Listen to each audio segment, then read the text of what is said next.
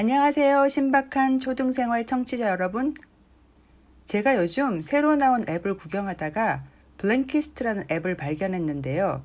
이게 뭐 하는 앱인고 하니 새로 나온 신간들을 내 취향에 맞게 골라서 요약본으로 보여주는 앱이더라고요.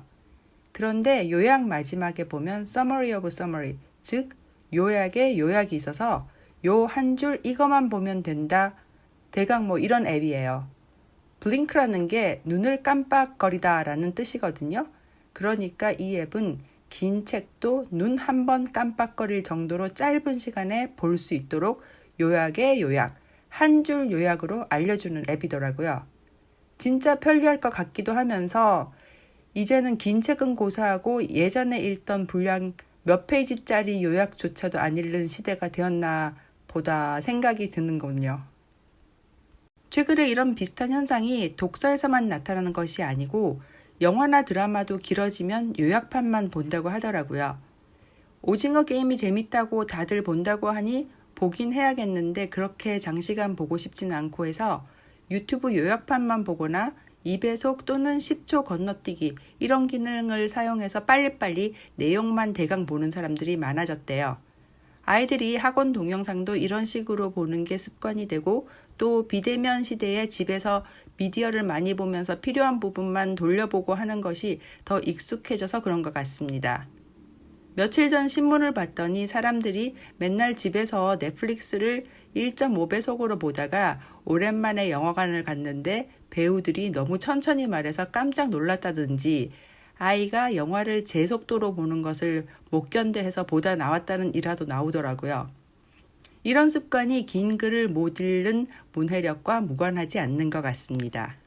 사실 이런 앱에 대해서는 개탄하는 사람들이 굉장히 많은 반면 블링키스트가 유료 앱인데도 잘 팔린다는 점을 생각하면 그만큼 요약에 요약만 읽는 사람들의 수요가 많다는 것을 증명하는 거죠. 이런 부분이 어느 정도는 사회가 급변하면서 기술의 발달과 속도, 라이프 스타일과 맞물려서 어쩔 수 없이 함께 변화할 수밖에 없는 부분이긴 합니다. 약간 생뚱맞은 예시일 수는 있는데요. 제가 뱀파이어물을 되게 좋아하거든요. 어려서부터 뱀파이어 소설이나 영화, 드라마를 섭렵했는데 그러다 보니 이제는 수십 년의 뱀파이어 공력이 되었습니다. 유명한 뱀파이어 문학 작품으로는 1890년대에 쓰여진 브람 스토커의 드라큘라가 시초인 걸로 알고 있는데요. 19세기에 쓰여진 이런 뱀파이어 소설부터 현대 뱀파이어 소설들을 쭉 보다 보면 현대 문명의 발달은 뱀파이어들에게도 엄청 큰 영향을 미쳤다는 걸 알 수 있거든요. 제가 보기에 가장 큰 영향은 전기의 발달로 인해 밤이 환해졌다는 거. 그래서 예전 농경 시대에 해 떨어지면 그냥 자는 라이프 스타일에서 벗어나 엄청난 밤 문화가 생긴 거죠.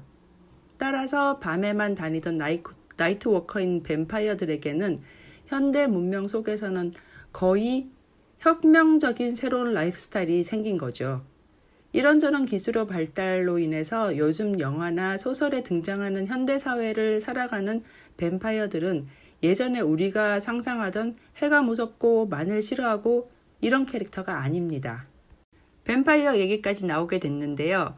제가 하고 싶은 얘기는 그러니까 과학과 기술의 발달로 인해 뱀파이어들의 라이프 스타일도 바뀌는데 하물며 인간들의 라이프 스타일이 어떻게 안 바뀌겠느냐는 얘기예요.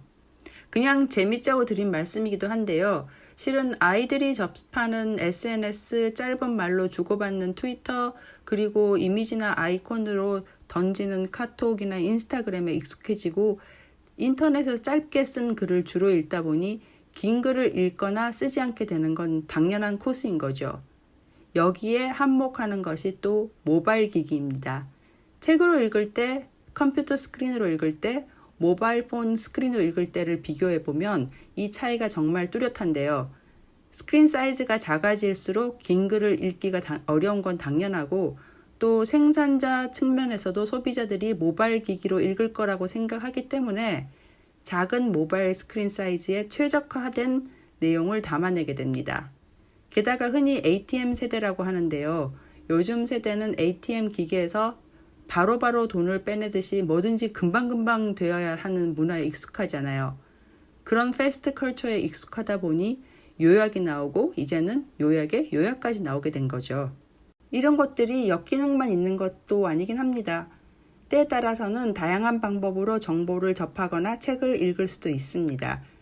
저도 예전에는 만화책을 너무 좋아할 때가 있었는데요. 만화책이 시리즈로 4~50권씩 되는데 해야 할 일은 많고 만화책은 보고 싶고 해서 생각해낸 게 만화책의 짝수 번호만 읽는 거였어요. 주위에서는 그렇게 볼 거면 뭐하러 보냐고 핀잔을 줬는데 그래도 제 나름대로 논리가 있었습니다.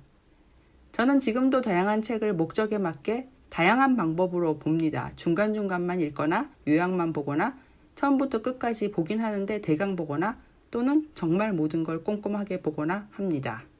문제는 저 같은 성인이 아니라 다양한 방법으로 글을 읽을 줄 모르는 아이들입니다.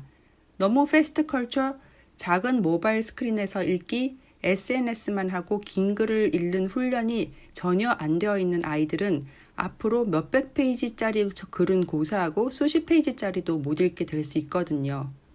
요즘은 모바일로 읽을 수 있는 손바닥 소설이라는 초초초 미니 소설이 또 유행이더라고요.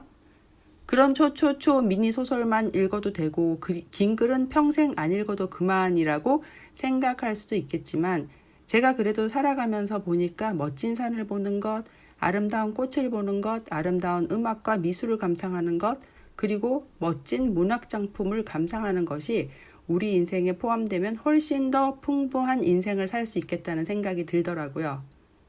그러려면 긴 글도 읽을 수 있어야 하겠죠. 그리고 아이들이 자라서 상위 교육을 받거나 사회에서 중요한 업무를 하려면 당연히 긴 글을 이해하는 문해력은 필수일 겁니다. 기기 문명에 익숙해진 작은 습관들이 모여서 긴 글을 읽을 수 없게 만드는 결과를 낳을 수도 있다는 것을 한 번쯤 생각해 보면 좋을 것 같습니다. 지금까지 신박한 초등생활이었습니다.